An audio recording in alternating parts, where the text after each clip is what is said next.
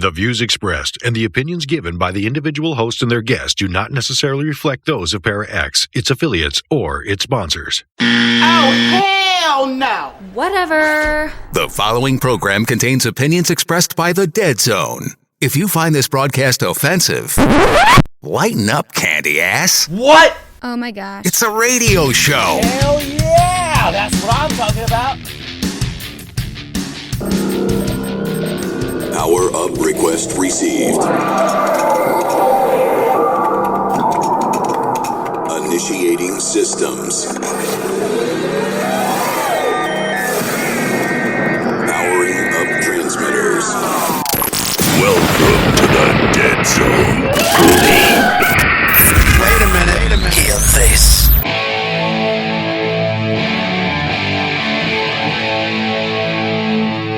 Dead Zone, September 26th. Our guest tonight's going to be an old friend of the show. An old friend, in fact, from Linton, Indiana, Kegan Inman. Kegan Inman. I cannot talk. Oh my gosh. That's it. I can't talk. Kegan Inman. What a dork. From Frightmares. No. Kegan Inman from Frightmares. Haunted House in Linton, Indiana. Got it! We go way back from the House of the Dead in Linton, Indiana days. That's a long time ago. We'll talk to him a little bit about that, too, and see if that was maybe, and I'm sure it was, his inspiration for Frightmares. But first, here's Michelle with the paranormal news. Paranormal news.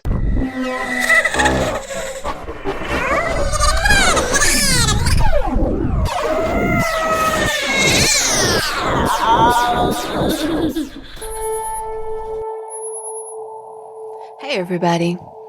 So of course, every story article that I find that I want to read to you guys has words in there that my tongue just does not like to say.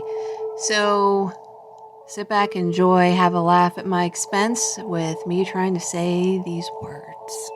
So on Coast to Coast AM, September 13th, longtime practitioner of psychicism, Keith Miller has studied both Western and Eastern schools of magic, including Hermeticism and Freemasonry, as well as a variety of divination methods. In the latter half, oh my gosh, I messed up an easy word. In the latter half, he talked about different types of psychic abilities and ways to develop these skills. Studies have shown that just being open to psychic experiences improves your chances to have more of them, he noted, and those who are side disbelievers tend to close off such possibilities.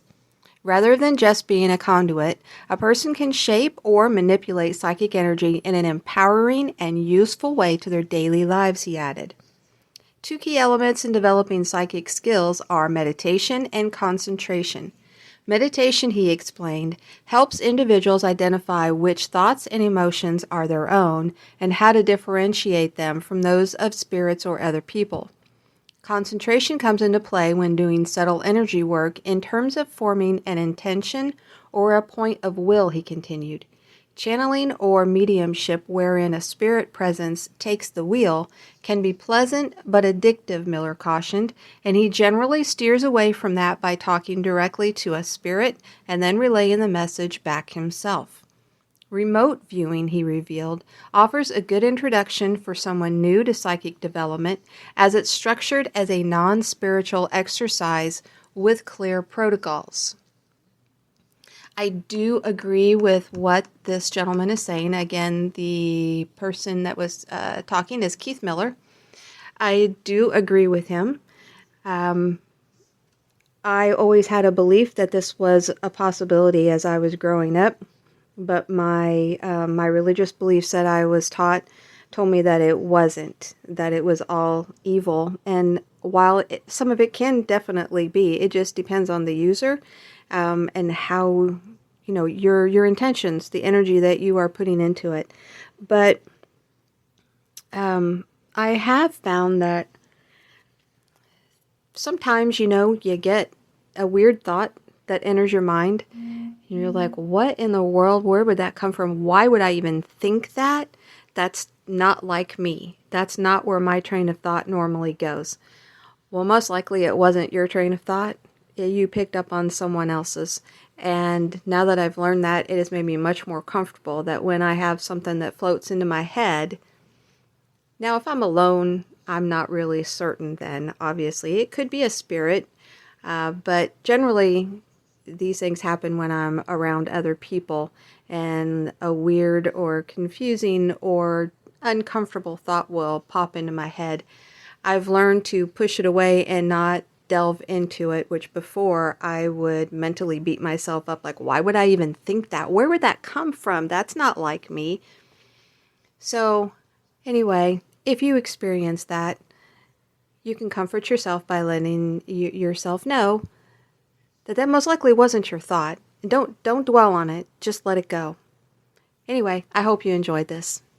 This is Keith Age, and you're listening to The Dead Zone.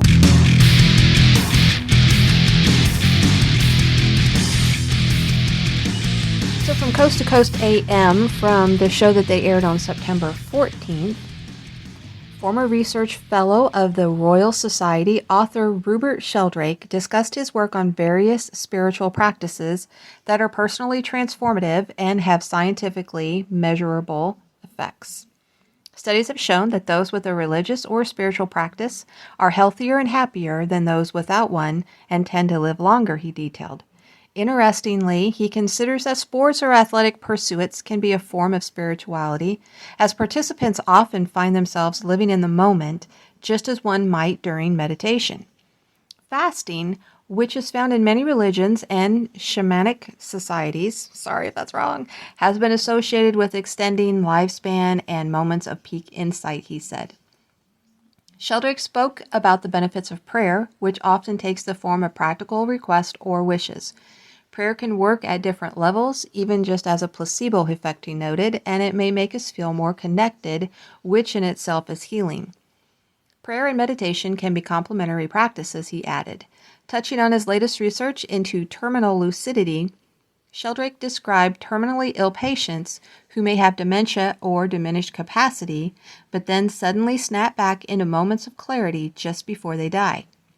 He is compiling a database to determine if pets or animals have also demonstrated a form of this terminal lucidity when near death. If you have witnessed something like this with your pet, he invites you to write him at sheldrake@sheldrake.org. So staying with Coast to Coast AM shows, moving on to September 16th, it goes on to talk about one of the guests. The carefree medium, Suzanne Wilson, is an intuition expert, teaching medium, author, and paranormal researcher. In the latter half, she talked about her work with spirit guides, as well as consciousness, intuition, and mediumship. People have a primary or master spirit guide that is with you for your entire life and beyond, but they also have a guardian angel, she detailed. Differentiating them, she said the guide is likely to be a deceased spirit who has lived many lives, while the guardian inhabits the frequency of the angelic realm. Spirit guides, she explained, are not omniscient beings, but they can see a little out in front of us based on our current trajectory. Her guides have told her that COVID will be with us for the foreseeable future, with treatments akin to the yearly flu shot. Messages from spirit guides will generally be calmly delivered and of a hopeful or healing nature, she outlined, whereas if a communication is panicky or fearful, that is more likely to originate within ourselves. She described a rare case where someone thought they were communicating with their spirit guide, but it turned out that they were being tricked by a malevolent being, one of the jinn. In order to meet your spirit guide, she advised sending out an intention, asking to feel their presence and learn the name they would like to be called. Practice a nightly meditation around this for a week, as it may take the guide a while to build up the energy to appear to you, she added. If you're wanting to know how to meet your spirit guide, go to spiritualityhealth.com, and they have step-by-step on how to meet your spirit guide. And this was written by Diana Cole. Are you feeling alone, facing difficult times, and in need of guidance? Discover how to contact your spirit guide through meditation. You are never truly alone. Anytime you wish, you have the option to contact your spirit guide, a powerful energy that is dedicated to watching over you, supporting you, and being an ever-present force of loving kindness in your life. While many who have crossed over from this physical existence may care for and watch over us, a spirit guide is one with whom we share a particularly close connection. It's not even necessarily someone you knew in life. So how do you meet your spirit guide? The Spirit Guide meditation is designed to help you connect with your personal spirit guide. As you work with your guide, you will become more and more attuned to their energy, and they will walk ever more closely beside you on your life path.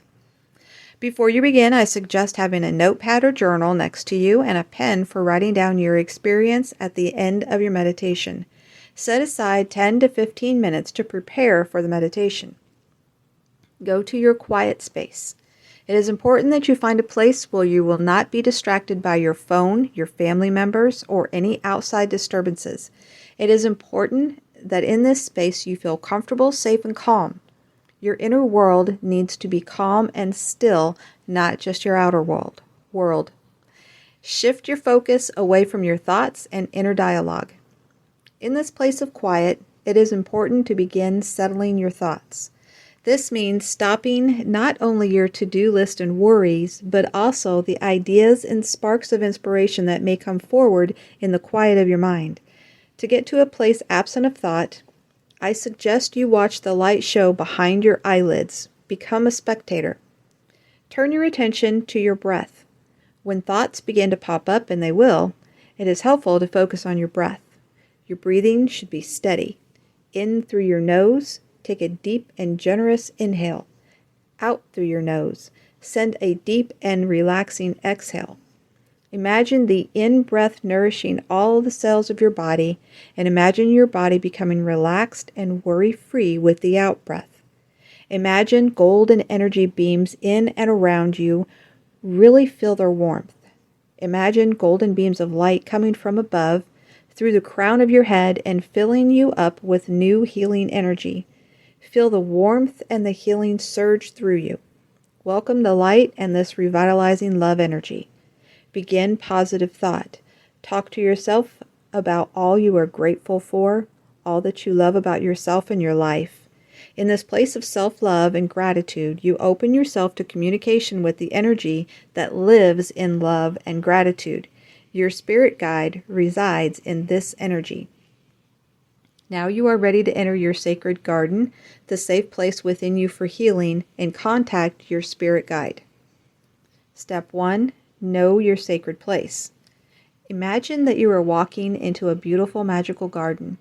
In this place you are safe, you are infinitely loved, and you are accepted as you are. This is a place where you can be healed, where you can gain calm, and where you can get answers to your questions. Your sacred garden may feel familiar. It may feel like you have been there before, or you may feel like it is somehow familiar to you. Take some time to look around and notice what is there. Take a walk and look around. Try to notice as much as possible. Step 2, meet your spirit guide. Now it is time to ask your spirit guide to come forward. Ask with the feeling of expectancy and love, like you are excited to meet your best friend for the first time. Who is your guide? Make sure to notice details about them. Know that there is no right or wrong direction. Ask your spirit guide for their name. Step 3, get to know your spirit guide. Now it is time to get to know your spirit guide. You can ask questions or you can simply observe. What do you notice about your interaction with your spirit guide? How do you feel? Step 4, rest in gratitude. Thank your spirit guide for joining you in this sacred place within. It is comforting to know that there is a sacred place you can go in meditation to feel safe and accepted, and visit this place as often as you like. Exploring your experience. When you are ready to open your eyes before you do anything else, pick up your notepad and your pen and begin to journal about your experience. Details about your sacred garden. What does your sacred garden look like? Describe it in as much detail as you wish. Are there trees? Is there water? Do you see animals? It may not even be a garden at all. Perhaps it's a beach, a quiet forest, or any other favorite place of peace and comfort. What does it smell like? Do you smell flowers, trees, the salty ocean breeze? Do you smell food, spices lingering in the air? Details about your spirit guide. What do they look like? Does your spirit guide have a name? What kind of energy does your spirit guide carry? What does it feel like to be in their presence? Your sacred garden Q&A. Did you ask questions in your garden? If so, did you get answers? Did your spirit guide answer, or did you feel the answer? List the questions you asked. List your answers. As time goes on, you may find that you can use this place as your own spiritual workshop within, getting answers to questions, finding solutions, resolving issues, and creatively working with your reality. So if you would like to try this meditation, again, that is at spiritualityhealth.com. Hello, this is Christopher St. Booth, and you're listening to The Dead Zone.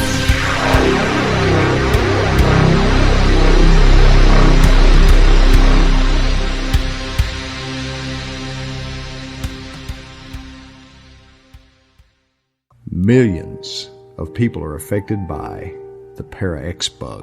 I realize that it is something that will stay with me for the rest of my life and long into the afterlife as well. If you have the Para-X bug, there is hope. With a nightly visit to the Para-X website and intensive past life regression therapy, I can control it. Even with the Para-X bug, I can still lead an active life of radio show hosting, paranormal investigating, evidence checking, attending conferences, book writing, keeping up with the latest technology, and still keep my 40-hour-a-week day job. If you think that you have the Para-X bug or know someone who might, visit para-x.com and remember, you are not alone. I am not alone. I am not alone. The Para-X bug may cause the urge to chase shadow people, visit exotic haunted locations, adopt a pugwudgie, or spend all of your time trying to figure out the laws and principles of paranormal investigation. Listening to Para-X may increase these effects. Sudden visions of full-body apparitions, or feeling the covers being pulled off you in the middle of the night by unseen hands, may also be signs of exposure to the Para-X bug. The use of Para-X may be habit-forming, and an overwhelming desire to provoke spirits may be a serious side effect. If these symptoms last more than 4 hours, you should quickly consult a trusted witch and have her cast a "What the hell are you thinking?" spell on you.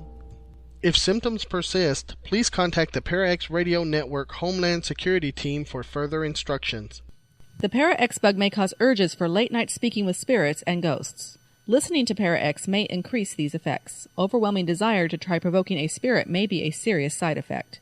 Those with Para-X bug effects lasting more than 4 hours should consult Para-X or see a professional. Sudden outbursts at the mention of orbs may be a sign of exposure to the Para-X bug. Use of Para-X may be habit-forming. Use caution when engaging in Para-X chat. Your source for everything paranormal. Para-X.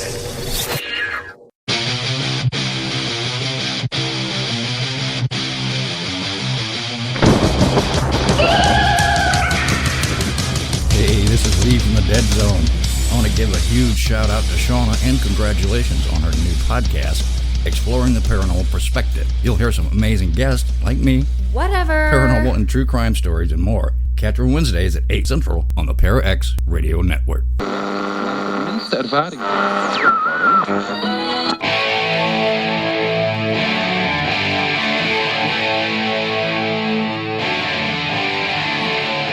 Are you in a band or know of a band that is currently unsigned and looking for airplay for free? We want to hear from you. One of the main goals of the show is to help promote up-and-coming bands and artists as well as our paranormal community. Getting your name out there can be tough, especially these days. Shoot us an email, deadzonebooking@gmail.com. If your music fits our genre, hard rock, 80s, 90s metal, and new metal, we want to help.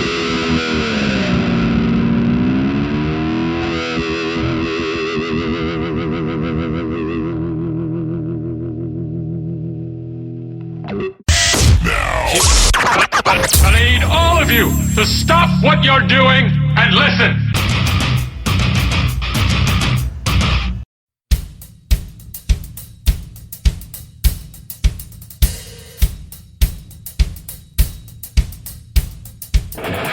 Monday or Tuesday night this week, I had me a fever, it was running high. So I put myself in a tub of ice water and broke it Wednesday night. Now I'm feeling ornery as a stiff dick and I got no place to go. So I set out to find me a honey who wouldn't say no. I starched my collar, put on my best shirt, ran a comb through my hair. Hope God would understand, and I said a silly little prayer. And there she was at the end of the bar with the weight of the world on her head. So I bought a shot and walked on over, and this is what I said. I'll put on some Timmy Wynette, maybe you and I can dance. I'm just a lonely man looking for a bit of romance. If I ain't your type, I'll gladly turn and walk away. But here's a shot for the prettiest girl I've seen today. Like a statue, she didn't move, I couldn't help but wonder if she heard. Could it be she was hard of hearing and she didn't hear a word? So I turned on my heels, left the shot rejected and meek. Then she lifted up her pretty head and she began to speak. I've been feeling pretty bad, you know, just a couple days before. And now the devil himself is standing right at my front door. I ain't saying I will let you in and you and I can't have a time. There's hoping a fool like you can read between the lines.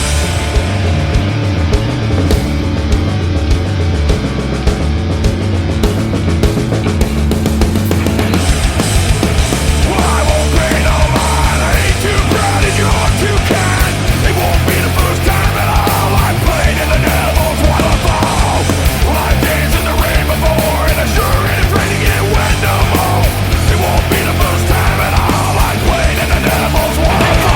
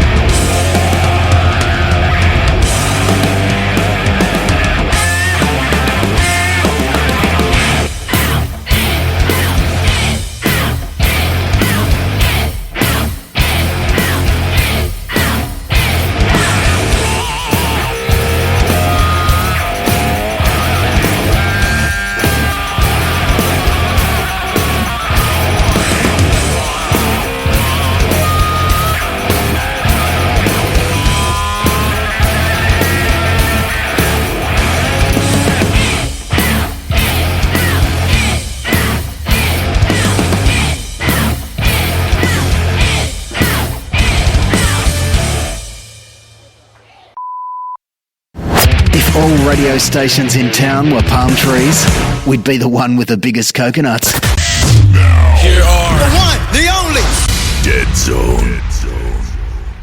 All right, let's get Kegan on the phone. Hey, can you hear me? Yeah, I can hear you. Can you hear me? Yes, I can. All right, awesome. How are you, man? It's been so long. It has been a while. Doing pretty good. It always seems to be busy, especially this time of year, trying to get the haunt ready and stuff. Right. But, and by the way, congratulations on still being there, still, pushing through, right, after the pandemic or during the pandemic and everything. Man, you guys held on, right, and you're still going strong, right? We did. We only ran 2 weekends last year and kind of did it on a limited basis, but, a lot of people were really wanting us to do it, so we decided to do it, and then getting ready to open up this year and going to still try to have, quite a bit of safety measures in place, but right. Really, looking forward to it. This is actually going to be our last season. We're calling it quits after this. Are you kidding me? Why would you do that? Yep. It has just, I think, Alex and Christy had a kid, I've got other things going on in my life, and, it's just, everybody's getting older, it's harder to get help, and, it's just burning out. I was going to say, for those of you that don't know, Kegan worked with myself and the owner of the House of the Dead years ago in Linton. And, that kind of, things happen and move on. I mean, is that kind of the reason that you wanted to do Frighteners? Because Frightmares, I'm sorry, because House of the Dead, closed up. And there was it was. It came out of, missing that aspect. Right. Yeah, so that's just that's the nature of the beast, right? I mean, do you have anyone in your crew that are going to pick up and carry on, do you think? Or there's got to be somebody, right? We're looking for somebody. We've had some interest, but nobody yet that's kind of come forward. Yeah. I can't say too much, but I will say that there is plans for a haunted experience still going forward. I just, they're very much on the surface right now of what we're kind of working on, but it just won't be your traditional haunted house. Okay, so you're not really going to be gone. You're changing format, so to speak, right?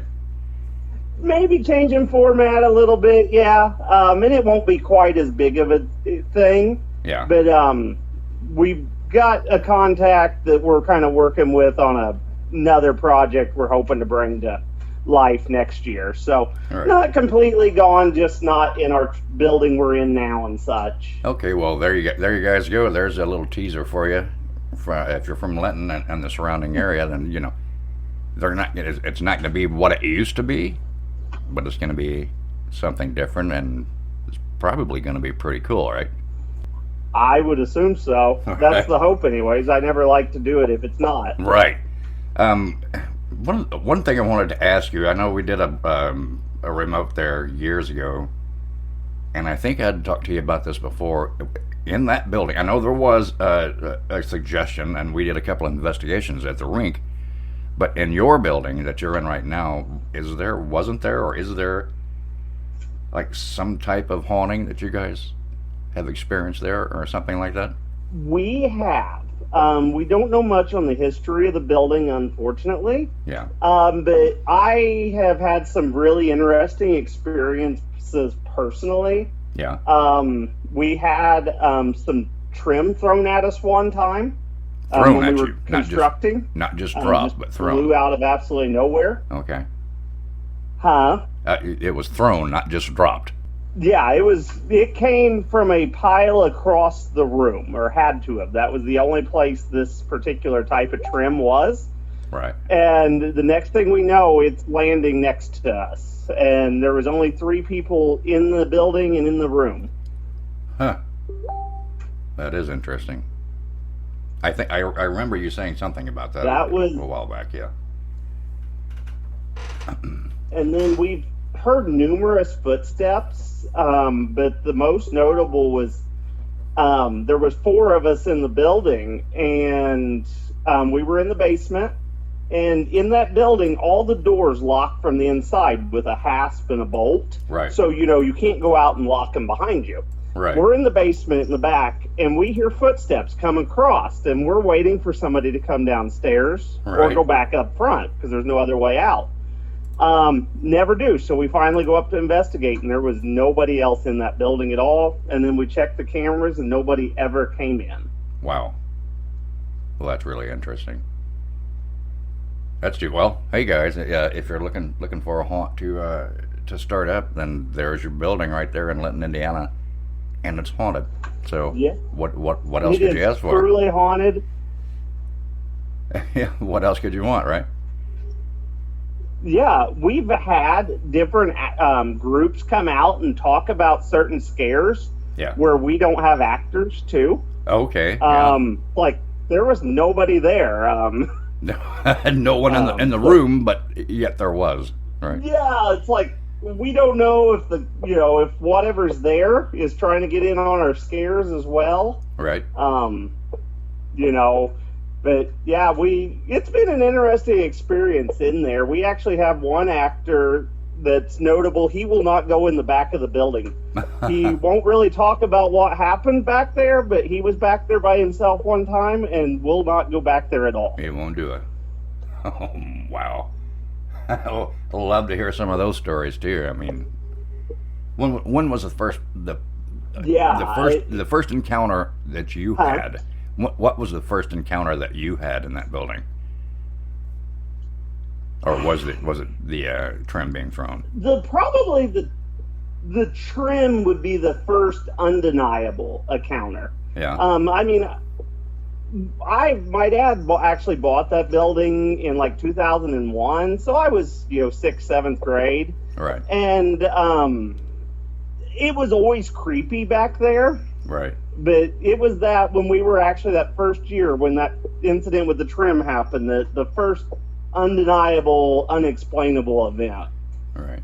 What was the building originally? I can't speak. I cannot talk. Anyway, what was the building originally used for? What was it? So the back part of it, where all the activity happens, was actually built as a house. Okay. I just would guess its age probably 1900 or so. Okay. We don't really have any way of knowing. Okay. The front part of the building was built to be used as a grocery store back when grocery stores, were small neighborhood. Right. Yeah. Things. The old days. You lived in the back room, or you lived in the back of the building, and your store was up front. Yeah. I used to hang out at a place like that years ago, back in the 80s. Yeah. Well, that's interesting. And maybe it's the former owners. It could be. Like I said, I know who had built the grocery store on. Yeah. But that is it. I really don't know any of the other history of the building, before that. Right. Well, but it is undeniably, in your opinion and others, haunted. I would say so. Okay. All right. What do you think about the spirits that were supposedly at the rink? Do you still frequent there, or what? I have not. No, I don't. I've only been in that building a couple times since Bob passed. Right. I know there. I seen shadow figures was probably the most common thing that I seen in there. Right. We also had heard things like drop and fall without any explanation. Right. I know Bob always thought it was the guy that built it, which I think he was there. But I also, part of me wonders if it was somebody else after that as well, just by some of the things that happened. Right. I think there was some mention of a little girl, but I'm not sure. It's been so long ago, I can't remember. I believe it was a little boy, and Bob, I think, thought it was his son that had passed away. Oh, okay. Yeah, that was, kind of one explanation that actually happened to Alex, that he's seen him. Alex saw him. Yeah, Alex seen him one night when the skating rink was open, and Bob laid out some pictures, and actually Alex picked out Bob's son that he had, never had met. Oh, okay. Like I say, it's been such a long time ago that we were there doing that investigation. It's hard to recall. But we did like two there, I think. And one was completely ridiculous. If you remember the old dressing room in the back, right? We were sitting back there. Mm-hmm. We were doing an EVP session, right? And that went on for a few moments. And later on, when we checked it, we heard a strange, like, whistling noise, right? Like a real faint. And upon further investigation, we figured out it was one of us had a nose whistle, so we were picking that up. So that was just a big disappointment, but You know, it happens, right? That is really, yeah. Yeah, it's a big disappointment. And that happens sometimes. Right. Oh yeah, we've even done some investigations where we're doing EVPs again, and of course, it picks up my stomach growl or some silly something like that, you know. But that's amazing, though. Have you ever tried EVPs there in your place? Have you ever tried an EVP there? So we had one group, and it's been several years ago now, that actually came and did some investigation. Right. And there was nothing really notable in that aspect. Right. I do remember the electric magnetic fields they were really weird. We even killed the main power into the building. And yet you still got action. And we're just getting some kind of odd readings on that, but it's been so long I can't really even speak to all of it. Right. It has been a while, for sure. Yeah. Oh. That is interesting, though. I mean, if you kill the power to the building, there shouldn't have been anything there. Yeah, that was our thought. And, you know, we were still getting readings throughout, you know, and it could have been obviously interference from outside power lines or something, but, you know, it didn't make sense, you know, when it should have been getting stronger, you know, like in the basement, it was stronger than it was upstairs, which didn't make sense. Really? Well, there is the water pipes issue. I mean, if you had running water through there, that maybe might cause a little bit of a glitch. I don't know. Could, yeah. You know, there shouldn't have been, but you never know. Right. All right, so I'm glad to hear that you're going to continue on in a different direction. I'm sad to hear that you're going to close, but I mean, like you said, you know, there comes a time you get too old for it, you get too many responsibilities to do anything else, right? You know, like that, but it's just a rite of passage. So, yeah. Yep, pretty much, and you know, we've enjoyed it. This will be our 11th year, and yeah. You know, when we started, our goal was actually to do more than Bob, who I think did 7 or 8 years. Yeah. That was our original objective, and then we just forgot to quit after that. Right. Because we were having so much fun. It's too much fun. Yeah, it is too much fun, and it is a lot of work, too.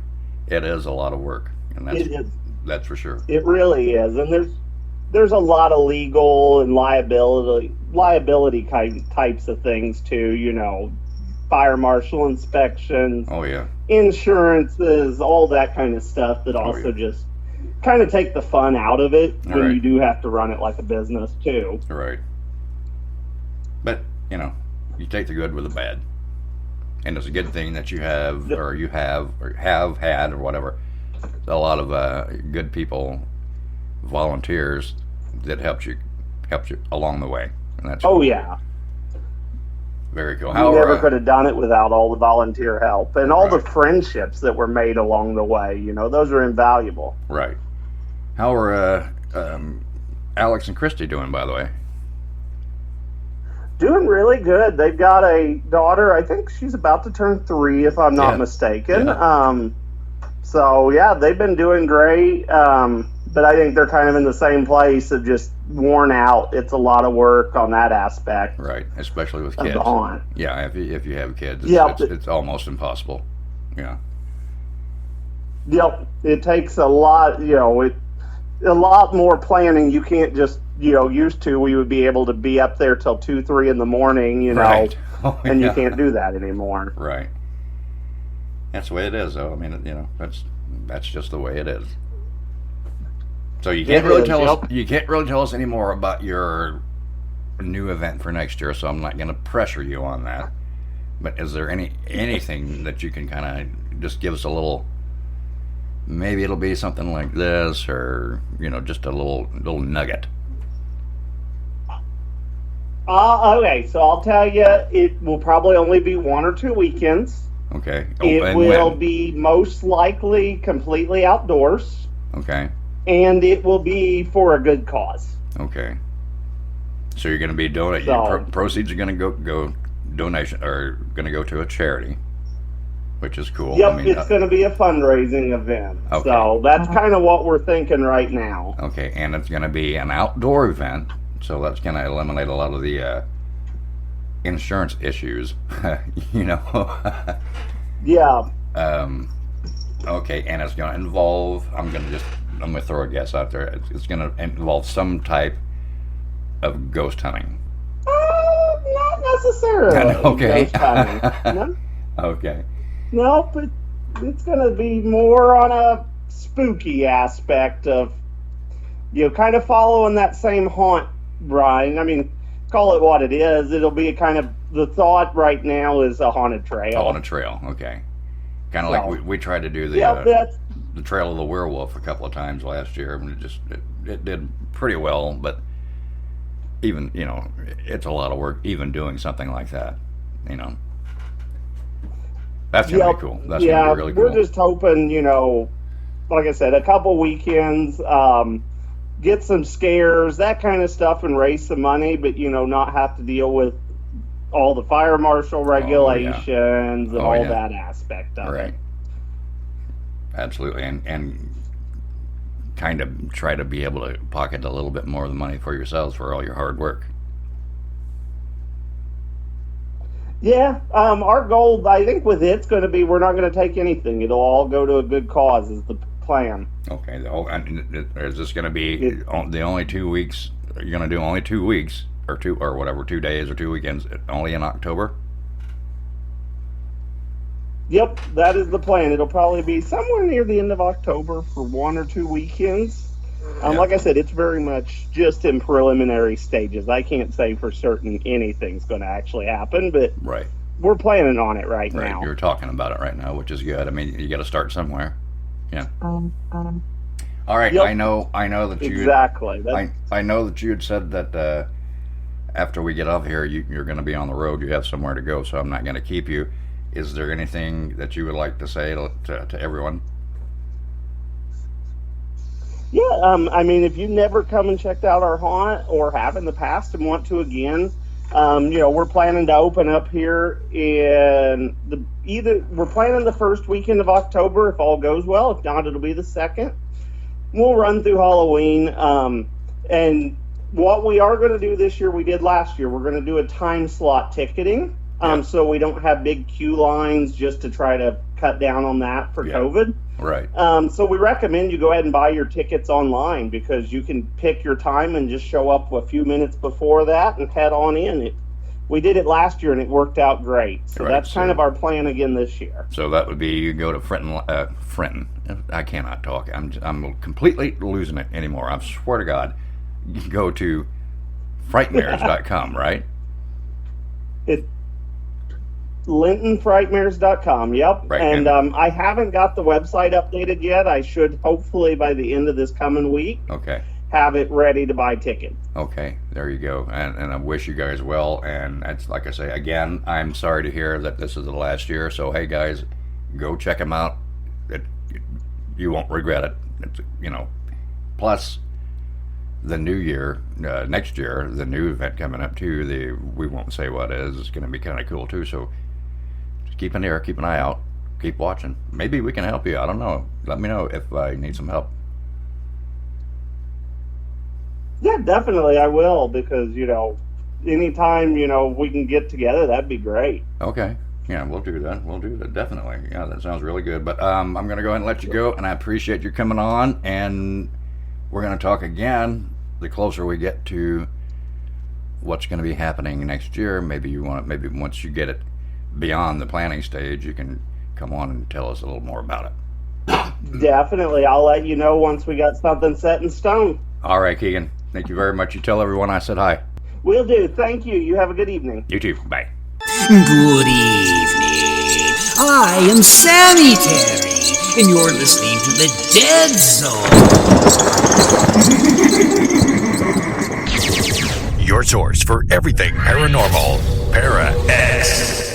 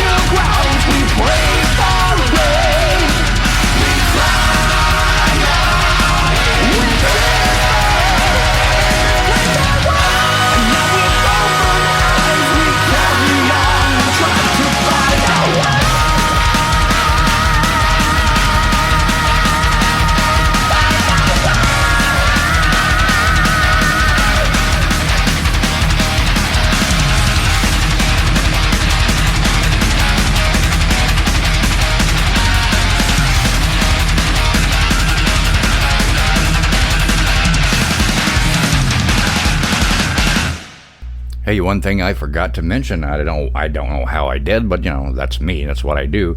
Dead Zone will now be also part of the Rift network, Travelers of the Rift, on Blog Talk Radio. We're looking forward to that a lot. I think we're going to be airing on Fridays. I'm not sure the time yet. We haven't really talked about that. I think we did, but there's been so much going on.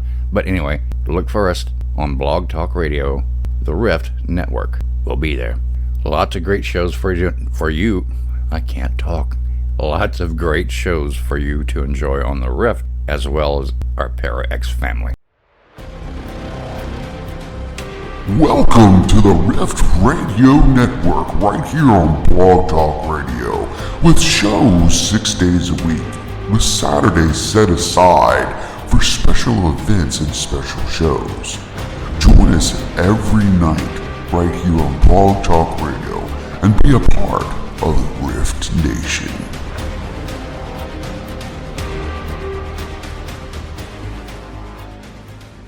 If you've enjoyed this episode, share it with your friends. Good evening. I am Sammy Terry, and you're listening to the Dead Zone. Your source for everything paranormal, Para-X.